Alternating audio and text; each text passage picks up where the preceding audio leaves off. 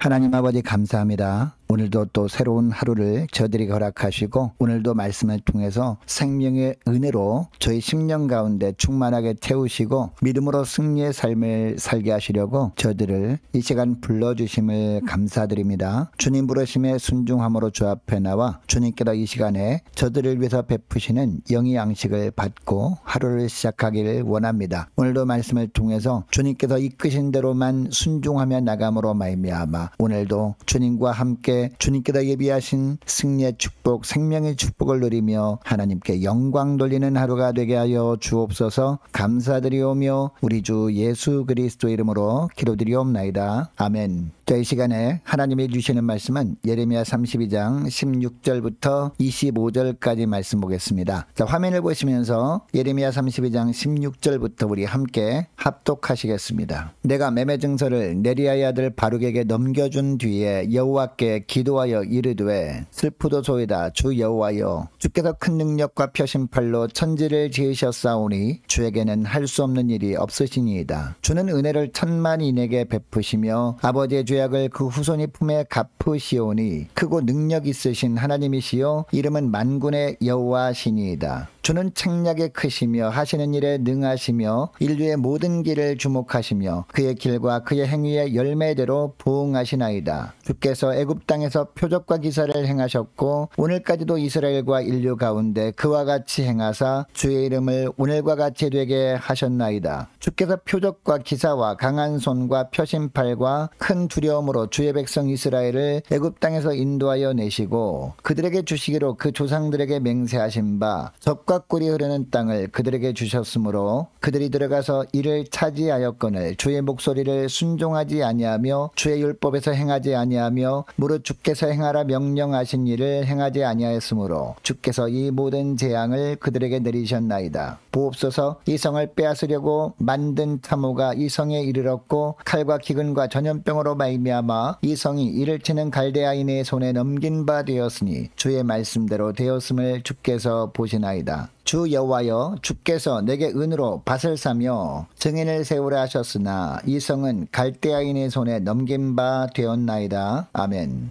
여러분, 베드로전서 5장 8절 말씀을 보면 근신하라, 깨어라, 너희 대적 마귀가 우는 사자와 같이 삼킬 자를 찾아 두루다닌다, 이런 말씀이 나옵니다.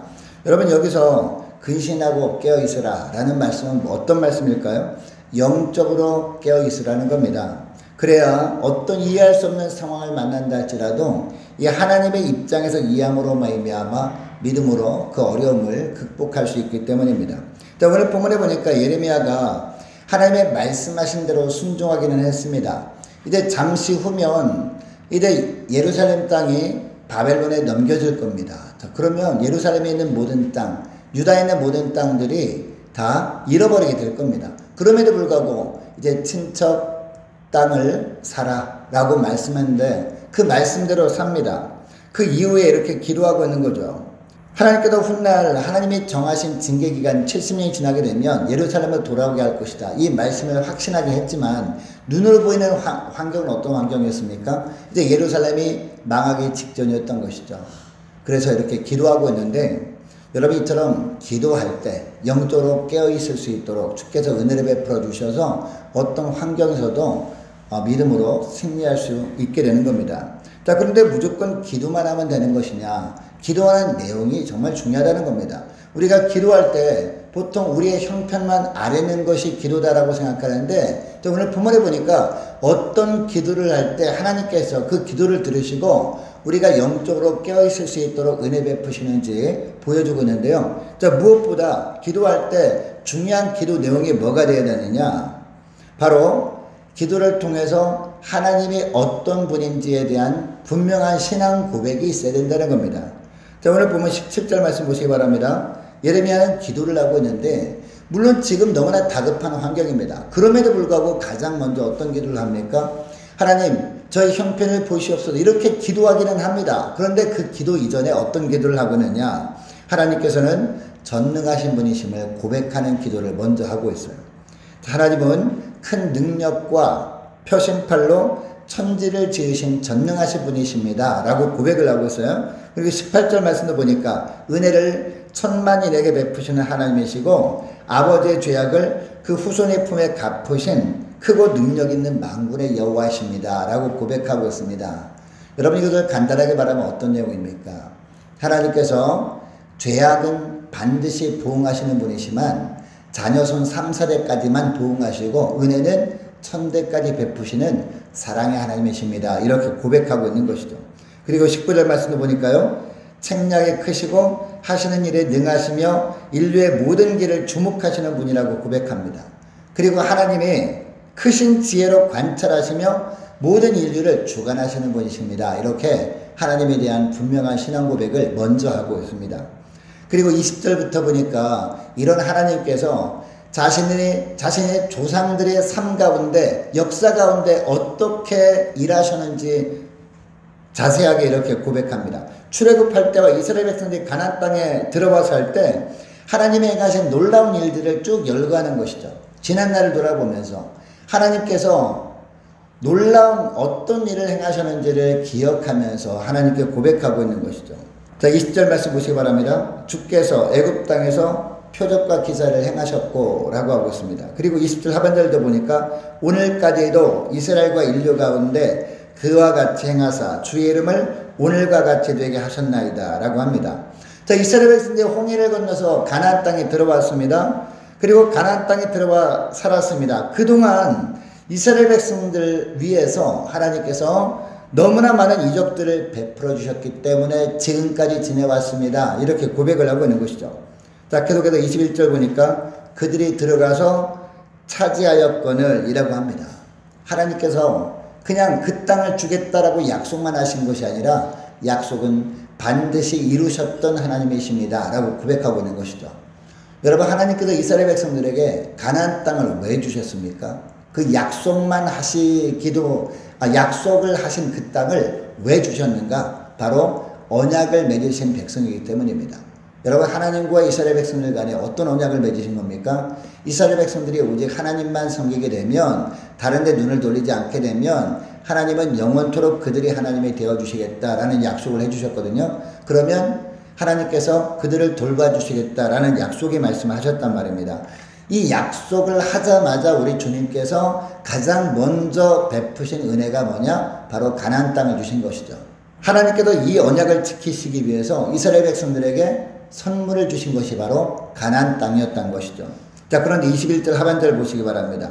주의 목소리를 순종하지 아니하며 주의 율법에서 행하지 아니하며 무릇 주께서 행하라 명령하신 일을 행하지 아니하였으므로 주께서 이 모든 재앙을 그들에게 내리셨나이다 라고 하고 있습니다. 여러분, 이스라엘 백성들과 하나님과의 관계에서 언약이 맺어졌으면 서로 간에 언약을 지켜야 될 것 아니겠습니까? 그런데 하나님께서 먼저 언약을 지키심으로 말미암아 그동안 그들을 지켜오셨습니다. 그들을 인도해 오셨습니다. 그들을 붙들어 주셨고 그들에게 놀라운 축복을 약속하신 것들을 다 행해 오셨단 말입니다. 그러면 이스라엘 백성들 편에서도 이처럼 언약을 지켜야 되는데 어떻게 했다고요? 이스라엘 백성들 편에서 이 언약을 일방적으로 깨어버렸다는 겁니다. 이 하나님만 바르게 섬기면 되는데 이것을 하지 못했다. 그래서 하나님께서 징계를 내리셔도 할 말이 없습니다. 이렇게 고백을 하고 있는 것이죠. 자, 그리고 24절 25절 말씀 보시기 바랍니다. 주의 백성들이 지금 겪고 있는 환난의 이유에 대해서 말합니다. 끝까지 하나님께 불순종함으로 말미암아 칼과 기근과 전염병으로 힘도 써보지 못하고 바벨론에 패망하게 생겼습니다. 이렇게 지금 현실을 솔직히 아뢰고 있는 것이죠. 여러분, 그동안 주의 백성들을 위해서 하나님께서 행하신 일은요, 너무나 위대한 것들이었습니다. 다른 이방 백성들은 절대로 체험할 수 없었던 그런 위대한 일이었다는 겁니다.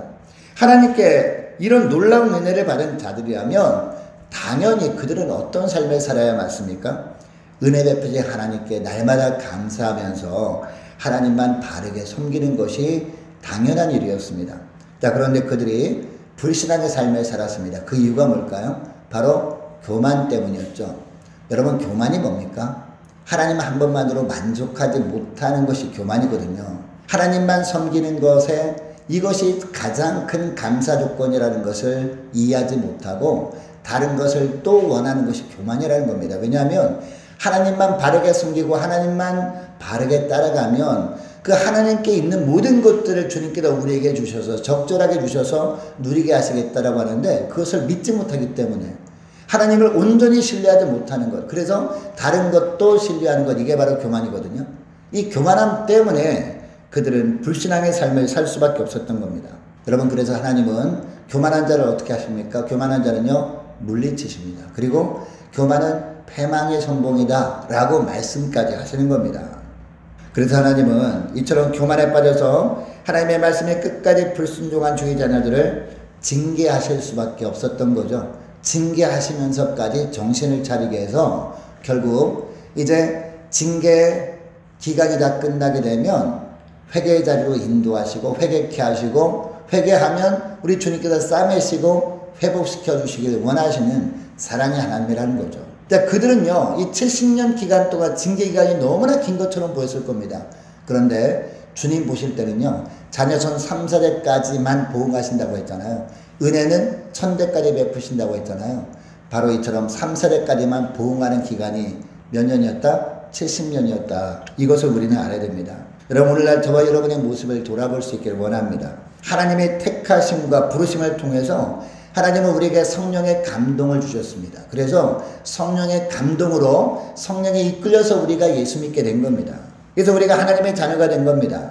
오직 선한 목자 되신 예수님만 의지하고 믿음으로 살게 되면 영원토록 하나님께도 우리의 하나님이 되어주시겠다라고 우리와도 언약을 맺으셨습니다. 오직 선한 목자 되신 주님만 따라가게 되면 주님께서 영원토록 보호해 주신다라는 십자가 언약을 우리와도 맺어주신 겁니다. 그럼에도 불구하고 이 은혜를 망각하고 주님의 말씀을 듣기 싫어하고 불순종의 길로 가고 있는 모습이 우리에게도 있지 않습니까? 자, 오늘 본문을 통해서 주님은 우리에게 말씀하십니다. 가장 중요한 것이 뭐다? 은혜를 망각하지 않는 겁니다. 은혜를 망각하지 않는 비결이 뭡니까? 근신하여 깨어 있는 겁니다. 근신하여 깨어 있는 것이 뭡니까? 바로 기도하는 것이죠. 기도하는 것도 어떤 기도하는 것? 물론 우리의 소원을 아뢰는 것도 필요합니다. 그리고 우리가 처한 형편을 아뢰는 것도, 하나님 도와달라고 하는 것도 물론 필요합니다. 중요합니다. 그것도. 근데 무엇보다 중요한 게 뭐냐? 기도할 때 기도 내용 중에서 가장 우선해야 될 것이 뭐라고요? 바로 하나님에 대한 고백이라는 거죠. 하나님은 어떤 하나님이십니다. 단순히 피상적으로 고백만 하는 것이 아니라 그 하나님께서 나의 지난날의 삶 가운데 매 순간순간마다 그 하나님께서 어떤 위대한 일을 행하셨는지 고백하는 거예요. 감사하는 거예요. 그래서 지난날 돌아보면서 불평하기보다 감사하면서 그 하나님께서 지금도 나와 동행하고 계시고 앞으로도 나와 함께 하실 것을 고백하면서 그 다음에 지금의 형편을 아뢰는 겁니다. 지금 내가 볼 때는 너무나 열악한 환경이지만 이 환경도 주님께서 나와 함께 하심으로 말미암아 주님의 방법으로 문제를 해결해 주실 줄 믿습니다. 주님께서 인도하시길 원하시는 길로 저를 선하게 인도하실 줄 믿습니다. 이렇게 기도하는 것이 정말 바른 기도라는 거죠.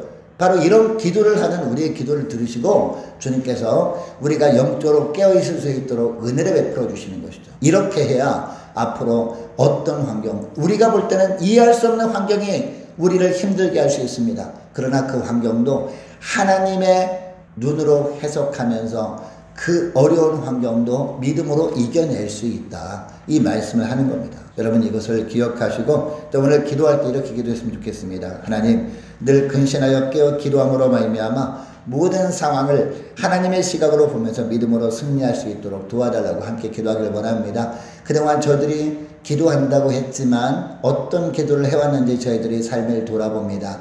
하나님 우리의 형편만 아뢰는 기도를 했다면 주님께서 우리가 어떤 기도를 하기를 원하시는지 알았사오니 무엇보다도 하나님이 어떤 분인지 신앙으로 고백하는 기도를 먼저 하게 하시고 지난날 돌아보면서 주님께서 저희 삶 가운데 어떤 놀라운 일을 행하셨는지 하나님께 고백하며 주 앞에 엎드리게 주옵소서. 그 이후에 저들이 형편을 아뢰 때 주님께서 오늘도 그리고 내일도 앞으로도 주님께서 선한 목자 되셔서 우리를 어떤 선한 길로 이끄시는지 주님께서 이끄시는 길로만 순종하며 나갈 수 있도록 도와달라고 간절히 기도했으면 좋겠습니다. 계속해서 기도하기를 원하는 것은 우리 함께 가족의 모든 성도들 그리고 저와 여러분들 각 가정의 자녀들이 기도로 깨어있을 수 있도록 도와달라고 함께 기도하기를 원합니다. 그때마다 주님께서 부어주시는 영적인 선한 능력 가지고 살아갈 수 있도록 또한 분명한 영적인 분별력을 가지고 살아갈 수 있도록 도와달라고 함께 기도하기를 원합니다. 유초등부 중고등부 청년부를 위해서 남녀 전도회와 각 구역을 위해서 함께 기도하기를 원합니다. 8월 14일 15일 이틀간 있을 남녀전도회 연합수련회 위해서 함께 기도하기를 원하고 또 많은 환우들이 있습니다. 환우들을 위해서 기도해 주시기 바라고 군복무 중인 유호성 형제를 위해서 취업을 앞둔 청년들을 위해서 성사님들 가정들과 나라와 민족과 교회 앞날을 위해서 저와 여러분이 가지고 나온 기도 제목을 놓고 우리 함께 기도하기를 원합니다. 기도하겠습니다.